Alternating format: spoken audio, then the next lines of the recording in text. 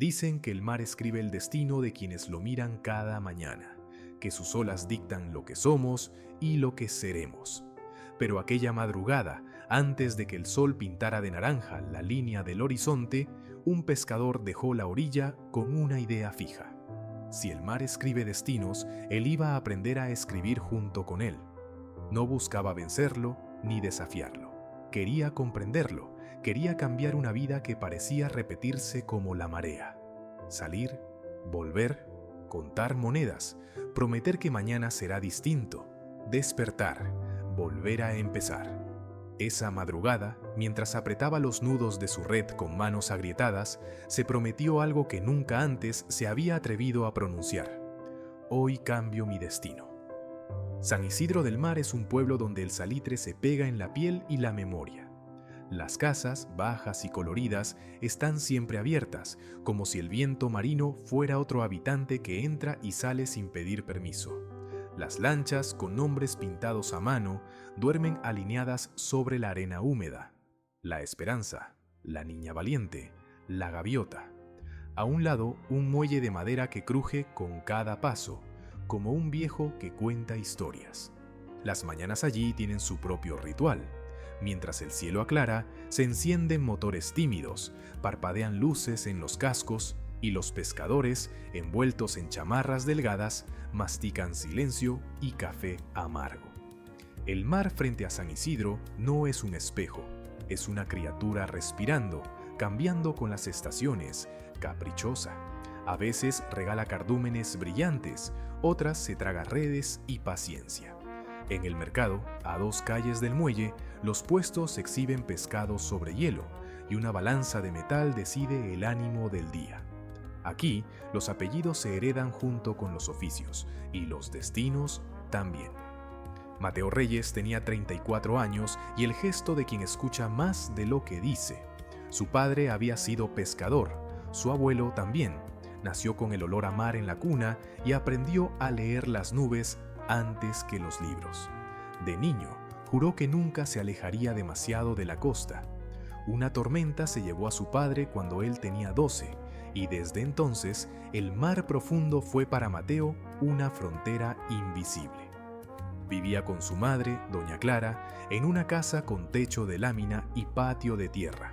Tenía una lancha vieja, la Resignación, que heredó con deudas y con la misma ruta que todos. Salir cuando todos salían, volver cuando todos volvían, vender al mismo intermediario, aceptar el precio que tocara. Mateo era cuidadoso con sus manos, no solo sabían de nudos y remos, también de madera. En las noches, a la luz de un foco desnudo, tallaba trozos de cedro y pino, fabricaba remos, reparaba cajas, imaginaba formas. Tenía una habilidad paciente para ensamblar cosas, quizá porque sentía que su propia vida estaba hecha de piezas sueltas esperando encajar. No le faltaba valentía, le faltaba permiso. El permiso que uno se niega a sí mismo cuando cree que así han sido siempre las cosas. Había días en los que de regreso contaba las monedas y pensaba en doña Clara y en lo mucho que merecía descansar, en lo que sería estudiar algo aunque fuera tarde, en aprender a leer mapas, a entender corrientes. Pero el amanecer llegaba rápido y con él la costumbre. Una noche de noviembre, un viento extraño sopló del sur. Los más viejos advirtieron que algo no estaba bien.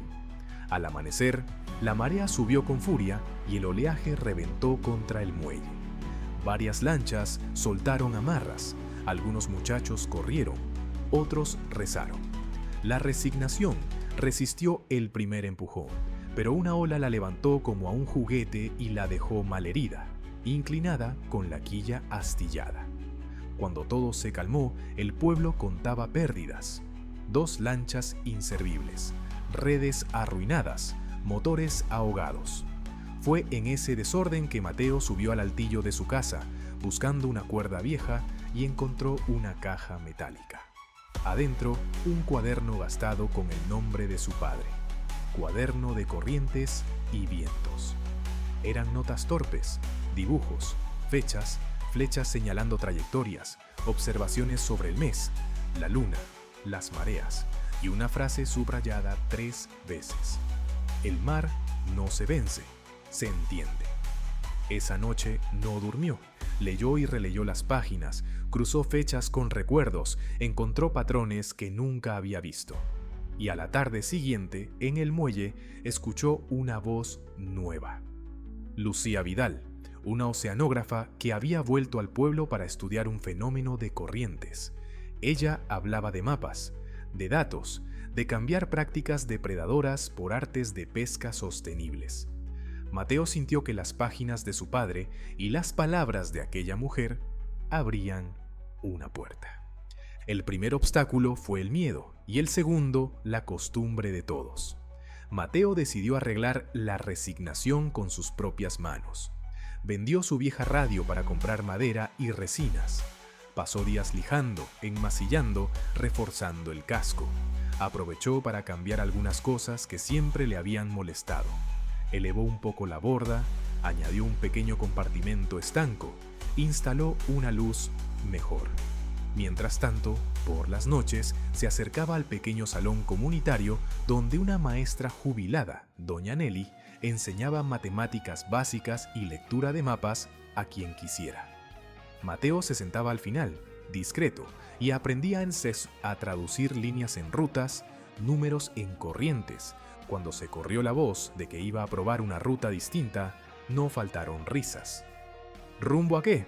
¿A la quiebra?, soltó Romero, el intermediario de siempre, el hombre que les compraba a todos y les fiaba gasolina a cambio de fidelidad eterna.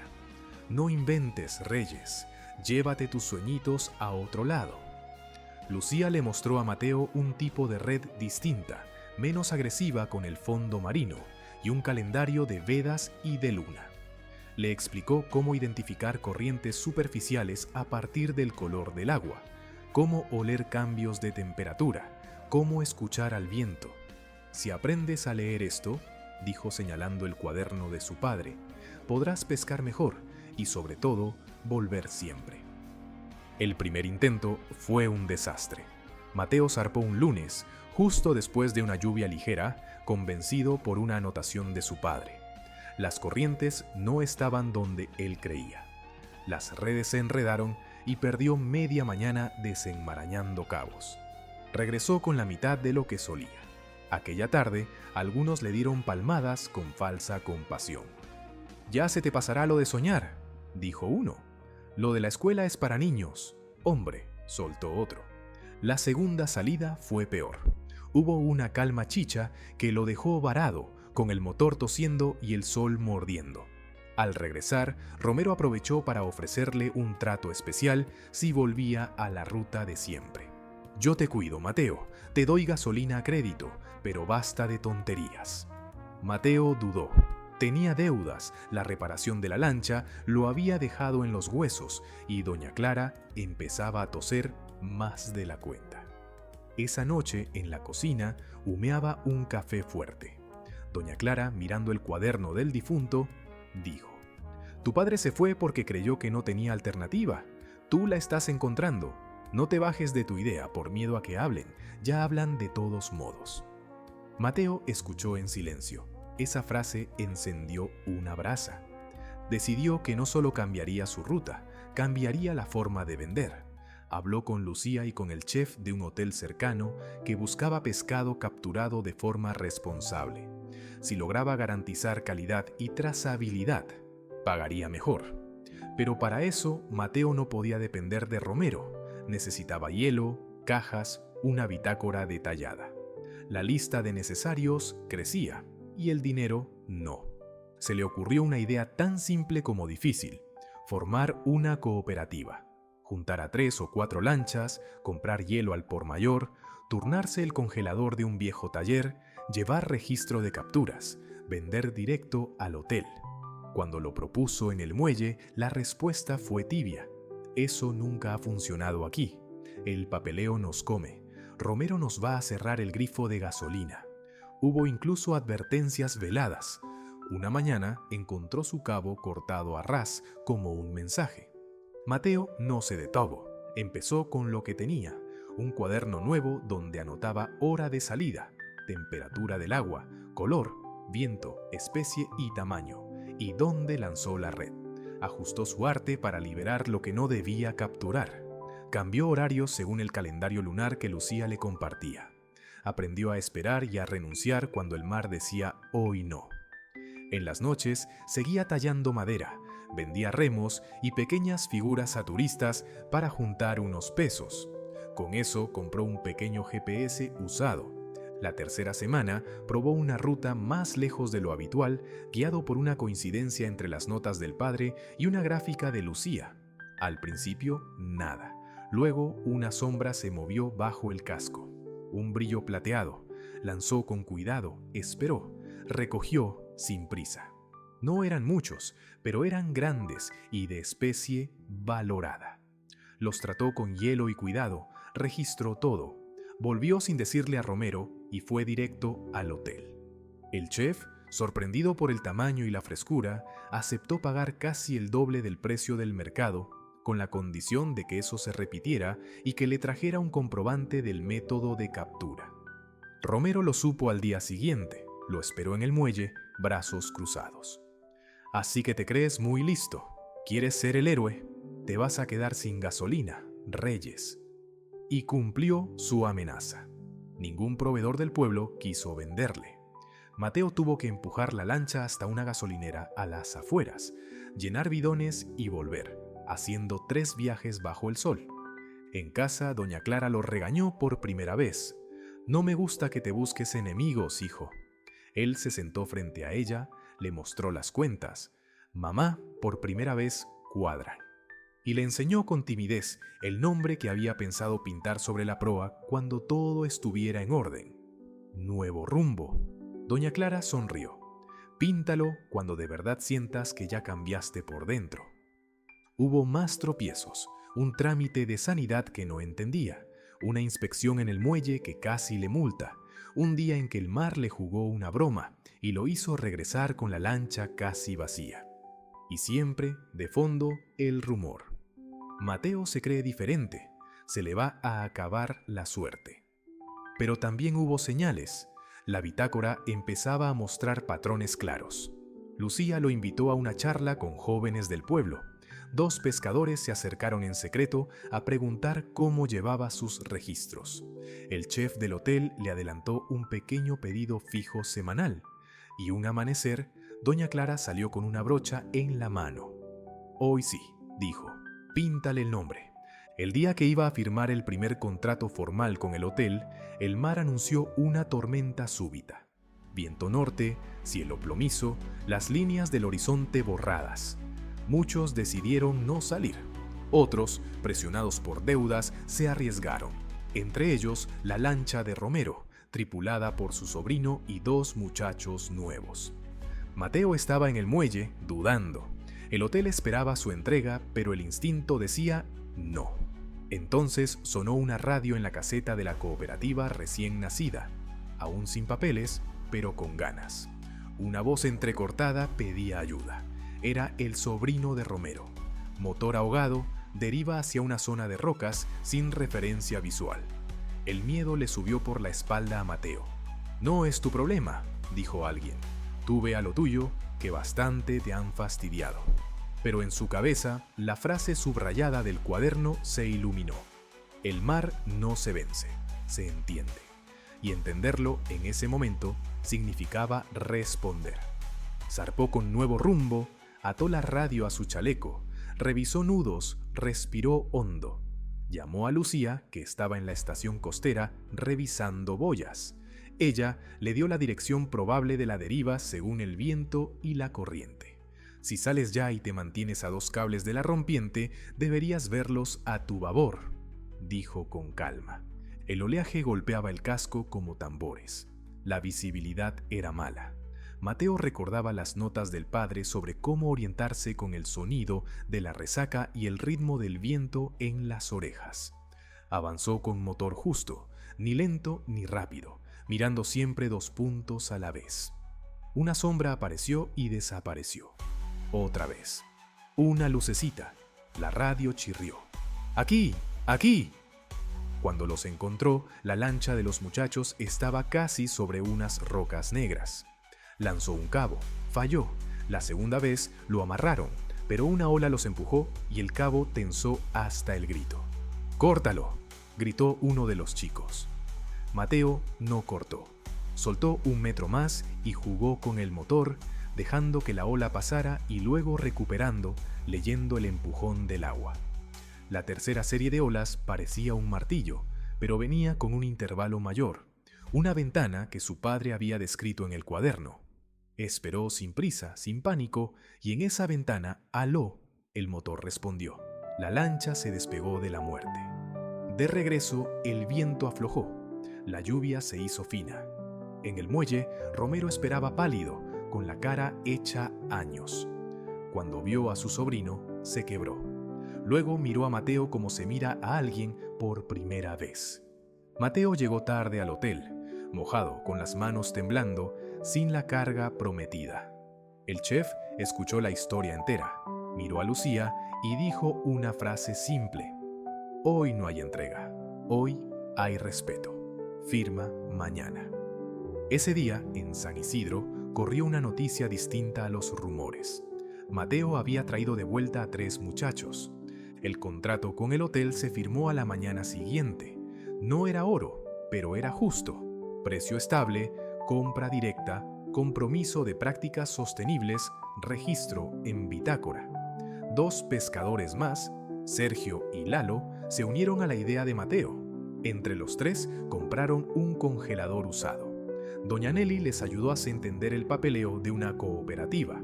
Lucía conectó con una ONG que les donó cajas isotérmicas. El taller donde Mateo tallaba madera se transformó en un pequeño centro. Hielo, bitácoras, una pizarra con el calendario de luna y mareas, una báscula calibrada. Romero, al principio, se mantuvo distante, pero un día se acercó con una propuesta torpe. Si quieren, puedo venderles gasolina sin recargo. No lo dijo en voz alta, pero era un perdón. Mateo aceptó, no por necesidad, sino por cierre. No se trata de ganar una guerra, pensó, se trata de abrir caminos. Nuevo Rumbo ya no era solo el nombre de una lancha, era el nombre de una actitud. Mateo empezó a entrenar a jóvenes, a enseñarles a leer el mar con paciencia. Había jornadas flojas y días en los que el mar parecía generoso. Con el tiempo, Mateo pagó las deudas, arregló el techo de lámina, llevó a doña Clara a consulta y le compró un jarabe para esa tos terca que traía meses. La casa se llenó de voces nuevas. Los chicos venían a preguntar por nudos, por redes, por corrientes. Una tarde, frente a la tumba del padre, Mateo dejó el cuaderno original. «Lo entendí, viejo», susurró. «No se vence, se entiende». Volvió al muelle con una sonrisa discreta, pintó una línea azul en la proa de Nuevo Rumbo y removió la última astilla de su antigua vida. La vieja tabla con el nombre La Resignación. La guardó no como derrota, sino como recordatorio de que todo destino obedece al nombre que uno decide llevar. Meses después, el hotel recomendó a Mateo con un restaurante de la ciudad. La cooperativa creció a 5 lanchas. Llegaron desafíos nuevos: mantener la calidad, evitar la tentación de sobrepescar, lidiar con trámites. Pero ahora el pueblo ya no se burlaba, se acercaba con preguntas. En la entrada del taller, junto al calendario lunar, apareció una frase escrita con tiza. El mar no se vence, se entiende. Y el destino también. Esta no es solo la historia de un pescador, es la historia de cualquiera que se ha mirado en el espejo de sus mañanas y ha visto rutina, miedo o cansancio. La historia de quien ha heredado una ruta que no eligió y aún así decide aprender a leer las corrientes de su vida para cambiar el rumbo. Moraleja: tu destino no cambia con un golpe de suerte, cambia con una decisión sostenida. Con humildad para aprender, paciencia para registrar, coraje para resistir el rumor y generosidad para compartir el camino una vez que lo encuentras. Si hoy sientes que todo se repite, haz lo que hizo Mateo. Decide, ponle nombre al cambio, escríbelo, dilo en voz alta. Aprende, busca el cuaderno que te falta, un curso, un mentor, datos, un libro. Actúa pequeño y constante. Registra, mide, corrige. Deja que la evidencia guíe tus pasos. Persevera sin ruido. Habrá risas, tropiezos, puertas cerradas. Sigue. El rumor se agota. Comparte. Cuando cruces tu tormenta, vuelve por otros. Convertir la victoria en camino es lo que transforma un cambio personal en destino colectivo. Recuerda, el mar no se vence, se entiende. Y tu vida tampoco necesita pelea eterna, necesita lectura. Si aprendes a leer tus corrientes, tus hábitos, tus miedos, tus oportunidades, podrás escoger hacia dónde apuntar la proa. El viento seguirá soplando, las olas seguirán golpeando, pero el timón estará en tus manos. Así que, cuando amanezca, antes de que el sol pinte de naranja el horizonte de tu día, átate bien los nudos, mira lejos y repite como Mateo: hoy cambio mi destino, porque el destino no es un dictado del mar, es una escritura compartida entre lo que te pasa y lo que decides hacer con ello. Y eso, amigo, está en ti.